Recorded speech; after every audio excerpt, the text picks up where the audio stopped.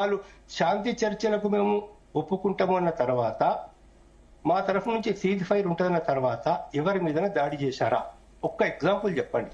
ఎవరి మీద వాళ్ళు ఫైరింగ్ చేశారా? ఒక్క మాట చెప్పండి. పోలీసు ఎట్లా చంపారు మరి?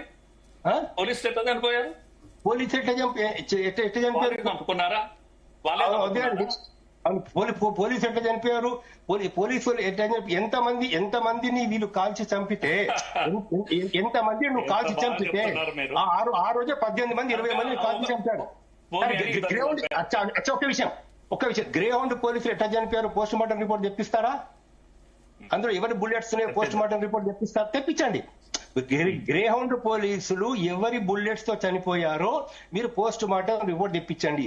గ్రే హౌండ్ పోలీసులు నాకు తెలిసినంత వరకు మావోయిస్టుల బుల్లెట్ తో చనిపోలేదు. పోలీసులు చంపారంటారా?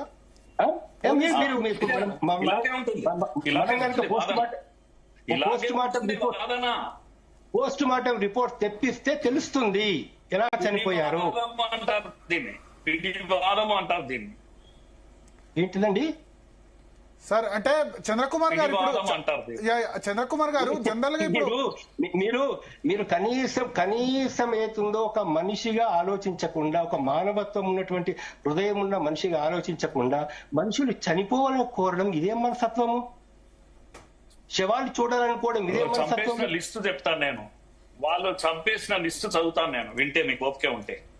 ఇప్పుడు మేము వాళ్ళు చంపలేదని అంటలేము. దానిలో చెట్టు కట్టేసి చంపిన వాళ్ళు ఎంతమంది ఉన్నారు? వాళ్ళు మావోయిస్టులు కూడా ఇస్తారు కదా ఒక లిస్టు. వాళ్ళ నాయకులను ఎంతమందిని చంపించారు, ఎట్లా చంపించారు, ఏ విధంగా చంపించారు, ఎన్ని రోజులు టార్చర్ చేసి చంపించారు, పోస్ట్ మార్టం రిపోర్ట్స్ ఏం చెప్తున్నాయి, ఆజాద్ ఎన్కౌంటర్ లో కోర్టు ఏం చెప్పింది, ఆ రికార్డ్స్ కూడా ఉంటాయి. విషయం ఏంటంటే చప్పట్లు 2 చేతులతో మోగుతాయి, ఒక చేతితో మోగవు. ఇవాళ వాళ్ళు కోరుకుంటూ మేము చెప్తున్నాం, ఇద్దరికి ఏమని చెప్పాము?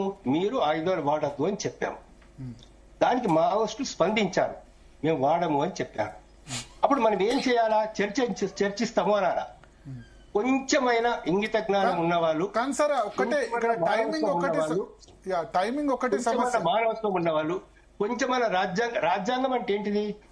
ఆర్టికల్ 21 అంటే ఏంటిది? సరౌండ్ చేసి చంపడం రాజ్యాంగమా? చుట్టుముట్టి కాల్చి చంపడం రాజ్యాంగమా? అది ఆర్టికల్ 21. మావోయిస్టు రాజ్యాంగం చెప్పండి. మావోయిస్టు రాజ్యాంగంలో ఏం రాసింది అది కూడా చెప్పండి. శేఖర్జీ ఒక్క నిమిషం. భారత రాజ్యాంగంలో ఏం రాసింది ఉన్నది? మీరు ఇప్పుడు అది కాదండి, మీరు పాకిస్తాన్ తో చర్చ చెప్తారు. చెప్పండి, మీరు జస్టిస్ కదా సార్. పెహల్గామ్ ఉగ్రవాదులు మనకు 25 మంది భారతీయులు క్రూరంగా చంపితే మీరేమంటున్నారు? ఆ పెహల్గామ్ ఉగ్రవాదుల్ని పాకిస్తాన్ వాళ్ళు పెంచి పోషించారని చెప్తున్నారు. అటువంటి శత్రు దేశంతో పాకిస్తాన్ తో చర్చలు జరుపుతున్నారే, ఈ ఆదివాసులతో చర్చలు ఎందుకు జరపరు? ఆదివాసులు చంద్రకుమార్ గారు వచ్చి మరిగిన నక్సలైట్లతో చర్చల ఆదివాసీలు అంటారు ఎందుకు మధ్యలో? ఆదివాసులకు ఏం పని అక్కడ? ఒక్కొక్కరిగా ఒక్క నిమిషం మురళీ మనోహర్ జీ, ఒక్క నిమిషం ఒక్కొక్కరిగా